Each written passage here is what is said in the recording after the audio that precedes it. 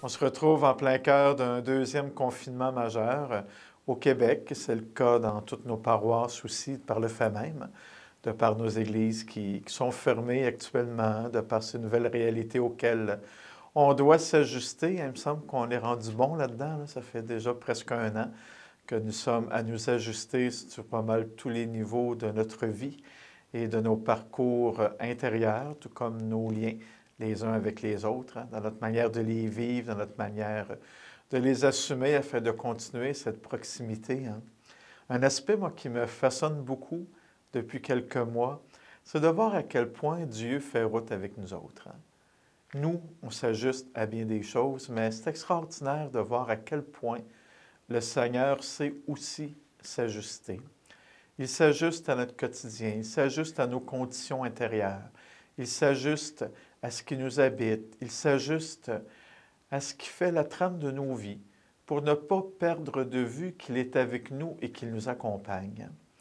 Vous savez, quand on regarde un petit peu notre parcours de baptisé, très souvent on parle que le Seigneur nous lance des appels, que le Seigneur nous lance des invitations à vivre notre quotidien d'une manière ou d'une autre afin que l'on puisse goûter à un bonheur intérieur, de goûter aussi à cette joie profonde de nous réaliser pleinement comme être humain, de nous réaliser comme personne. Et ça demande d'une grande proximité avec notre vécu intérieur. Ça demande parfois, bien sûr, de prendre des temps d'arrêt afin d'écouter ce qui bouge à l'intérieur de nous, d'écouter le Seigneur aussi qui nous parle. Pour moi, en faisant ces petites capsules de regard sur la parole, je trouve donc que c'est une belle manière de pouvoir m'arrêter davantage à la parole de Dieu et de faire des liens, bien sûr, avec les quelques pèlerinages que j'ai vécus pour physiquement ou visuellement venir vous démontrer cet aspect que Jésus nous invite à travers la parole qui se vit dans notre quotidien. Donc aujourd'hui, afin d'entendre l'appel que le Seigneur nous lance, bien, c'est sur le bord du lac de Tibériade que je vais vous inviter aujourd'hui. C'est à cet endroit que Jésus a appelé ses disciples, qu'il a invité ces hommes-là à le suivre, à être des partenaires dans sa mission d'évangélisation afin de témoigner que le royaume de Dieu, il est bien à l'œuvre dans nos vies, dans notre quotidien. À chaque fois que je suis allé en Israël, on a toujours eu un temps d'arrêt au bord du lac. Habituellement, dans notre périple, avec la guide qui nous accompagne, on planifie toujours une journée complète autour du lac de Tibériade parce que c'est là que Jésus a vécu la plupart de ces moments qui sont les 3 dernières années de sa vie, où il a pris parole, où il a posé des gestes, où ses disciples ont été à l'œuvre avec lui. Et Jésus a interpellé des personnes à le suivre, à participer à sa mission. Et c'est sur le bord du lac que ça s'est fait. Moi, c'est toujours un endroit que je trouve tellement interpellant parce que lorsqu'on s'arrête au bord du lac de Tibériade, on ne sait pas au juste à quel endroit Jésus a appelé ses disciples. Mais c'est dans les environs de Bethsaïde, c'est dans les environs de Capharnaüm, bien sûr, parce que Jésus s'est installé à Capharnaüm, dans la maison de Saint-Pierre et de sa famille. Et à chaque fois, moi, je trouve ça tellement interpellant de pouvoir être là, juste de regarder les lieux, de regarder le lac, de laisser mon regard un peu se perdre dans cet environnement-là, pour que, quand je reviens ici, après le pèlerinage, de retrouver cet état, de retrouver ce lieu à l'intérieur de moi pour que l'appel de Jésus à le suivre puisse continuer de retentir dans ma vie. C'est ce que je vous propose aujourd'hui avec ce temps de regard sur la parole. De laisser le Seigneur vous parler, comme il l'a fait à ses premiers disciples qu'il a appelés à sa suite. J'ai choisi la version de l'évangéliste Marc, puisque c'est lui qui nous accompagne particulièrement en cette année liturgique. Et à chaque dimanche, et même les jours de semaine, ce sont beaucoup ces textes que nous allons accueillir pour notre vécu aujourd'hui. C'est donc au chapitre 1er, c'est presque au tout début de l'évangéliste Marc. Après l'arrestation de Jean, Jésus partit pour la Galilée, proclamer l'Évangile de Dieu. Il disait, « Les temps sont accomplis, le règne de Dieu est tout proche. Convertissez-vous et croyez à l'Évangile. » Tel est le message de Jésus. Les temps sont accomplis, le règne de Dieu est tout proche. Croyez en l'Évangile.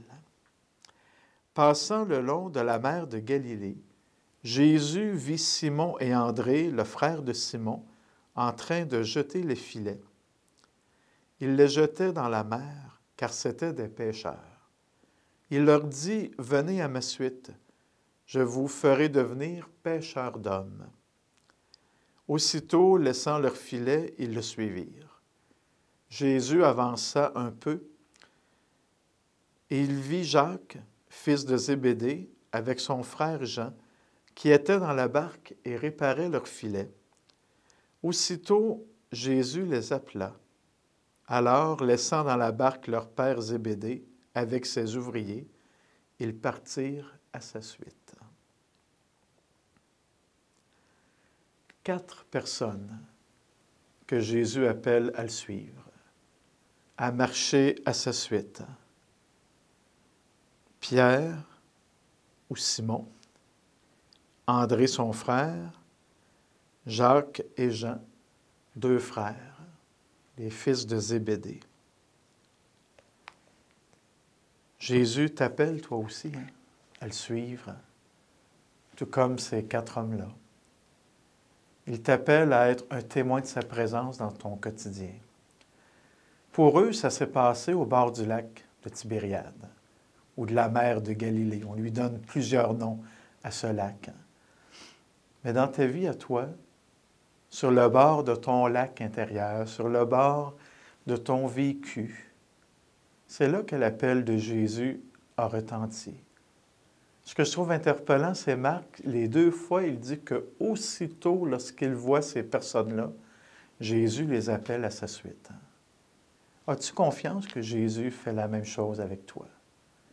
Dès qu'il entre en contact avec toi, dès que tu lui laisses une place dans ta vie, aussitôt Jésus t'interpelle. Il t'interpelle à donner peut-être une nouvelle couleur, à donner une nouvelle saveur à ton quotidien, parce que sa rencontre avec lui, Jésus, va tout changer en toi. Il appelle ces hommes-là à continuer de faire ce qu'ils faisaient, c'était des pêcheurs, mais plutôt que de pêcher des poissons, il les invite à devenir pêcheurs d'hommes. Jésus t'invite à quoi, toi, dans ton quotidien? Il t'appelle à quoi? Avec tes proches, avec ta famille, avec tes enfants, tes petits-enfants, si tu en as, avec les gens qui sont autour de toi, que tu côtoies dans ton quotidien. À quoi Jésus t'appelle? De quelle manière vas-tu refléter aux autres sa présence? De quelle manière vas-tu refléter son visage dans ton quotidien? Et je suis convaincu que des appels du Seigneur en ce sens-là dans ta vie, tu en as déjà vécu quelques-uns.